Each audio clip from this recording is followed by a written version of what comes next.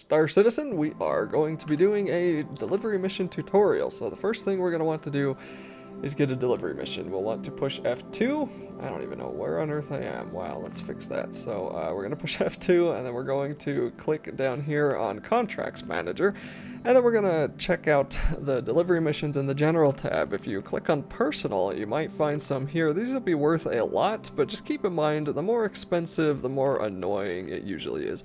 So we're in ArcCorp, or the ArcCorp area. There's not really as many delivery missions here as there are over in Crusader. For some reason, there's always like 20 or 30 in Crusader, maybe just less people over there. Click through these, you can see they give you different amounts of credits, and they'll also tell you where they go. So this goes from area 056 on Walla, which is a moon in ArcCorp, and then I have to go to Lorville, but I hate Lorville, so I don't want to go to Lorville. But here's one, Walla to delivered to her L2. That one's not bad. That is a star station, so this should be pretty easy. Okay, so now that we accepted it, we can come to our map, and if we zoom out, we should kind of see that square around the planet where we need to pick it up, and it should say pick up on the map. So F2 will open up our map, and we need to double click on the places where the square is, and we'll click on wherever the location is, in this case ArcCorp mining area 048. So we're going to set the route. Now this is not a tutorial on how to travel, so I'm assuming you already know how to do that. So now we're going to head on over there and pick this up. I'm probably going to cut this part out and all the other dead traveling parts of the video, so I will see you when I get to the package.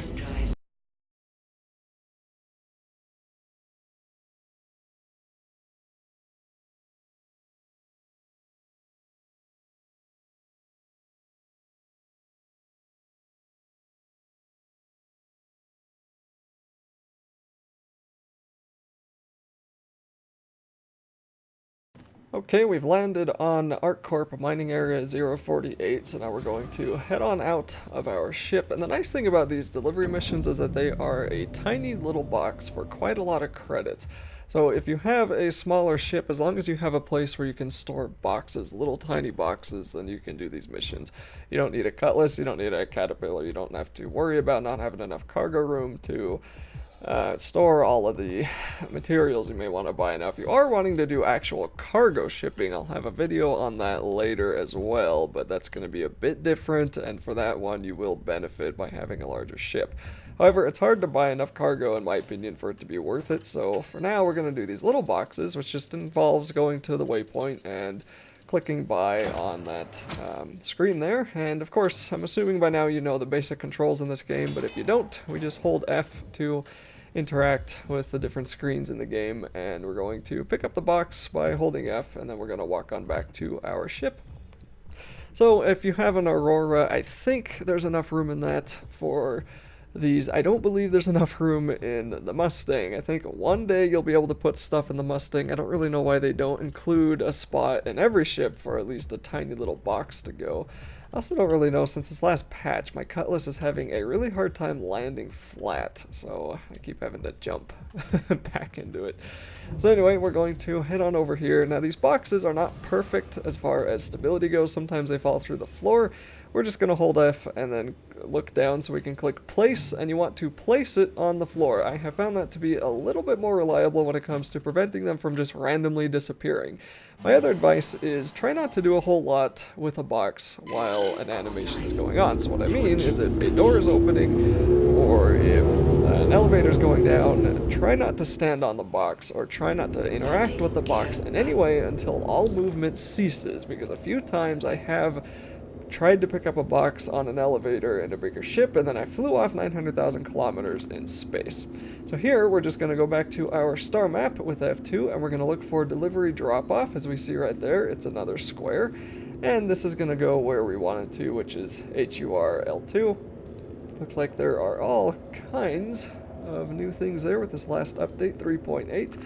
And then we're just going to click set route and then head on up there. I probably should have done that. We should be okay. Usually you want to set route on your star map when you are out of the atmosphere, because if you have to go around a planet, it will, I should actually start going here. If you want to go around a planet, then it will set all the waypoints automatically for that. If you're still on the planet's surface or in the atmosphere, sometimes it doesn't, but I think we'll be okay. So I will be back when I get to her L2.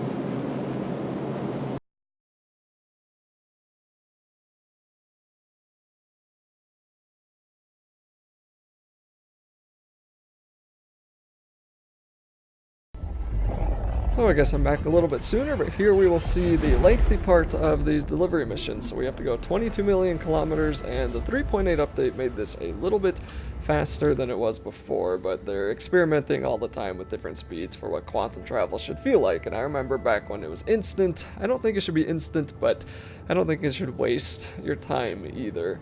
So this is really what's going to take the longest amount of time. There's not a whole lot you can do here. Just sit and play another game or, you know, look at your phone or something. I don't know. Once you get there, though, we're going to be near Hurston, and we can go on over to Hurston and take a look and see if there's any delivery missions. But managing Hurston as far as a planet goes, because you have to go really, really far out of the atmosphere, further than any other planet that I know of so far, to get out of it, and Lorville is a horrible place to navigate. I do not like the Hurston system unless it's dealing with one of the moons. So I tend to avoid that place. I'll probably refuel here, head on over to Crusader, and then get more delivery missions. Another thing to consider is that you can accept more than one delivery mission. So if you see that there are multiple delivery missions all in the same spot, none of which these are, then you can pick them all up and deliver them all relatively at about the same time. I don't think you're going to have very many of them go to the same location, but you should have them go maybe to the same moon. But either way, if you make a bunch of delivery runs and you only have to make one massive quantum travel leap, that's going to be a lot of time saved and a lot more money for you.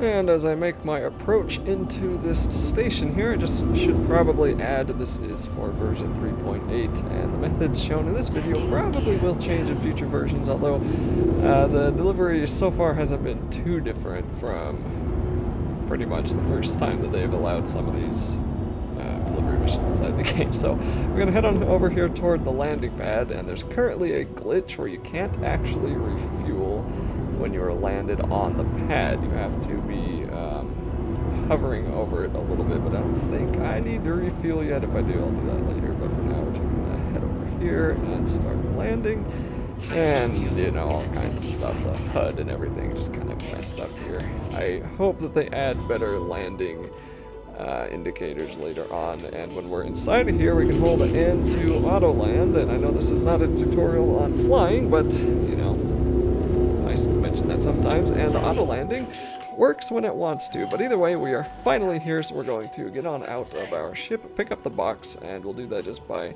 picking it up the exact same way we did when we got it originally. And then we're going to see over there is the delivery drop-off. So they just redid the interior on a ton of these stations, so we're gonna head on through the elevator and then go wander around the inside of this new station.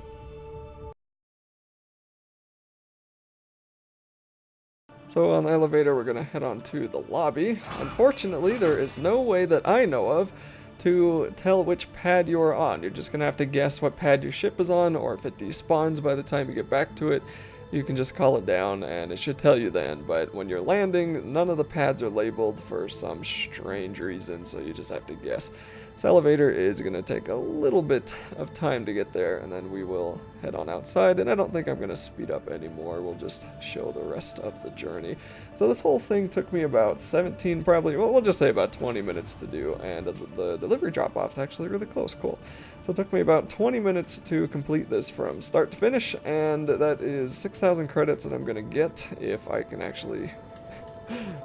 sometimes it's this way, sometimes it's the other way, but anyway, the delivery missions are good missions to do, especially when they make a new update and wipe your progress. It's an easy couple thousand credits that adds up very quickly. It's relatively risk-free. There's always a chance that something could go wrong, but I think the biggest risk right now in this game are glitches and crashes, not so much NPCs or pirates or other players. I mean, the fact is the world, or the universe as it is right now, is just too big for 50 people. I mean, I never run into other players accidentally unless you go to Olisar, or I don't even see anybody at Grimhex. But anyway, there's the delivery dropped off and completed, and then we're going to be awarded our credits, and then we have to go guess our ship, which hangar it's in. So we're going to end the video with the absolute correct guess that I am on pad 5. I know it's not a hangar because there were no doors. I was outside, so it's definitely a pad. And I bet you I'm on pad 5.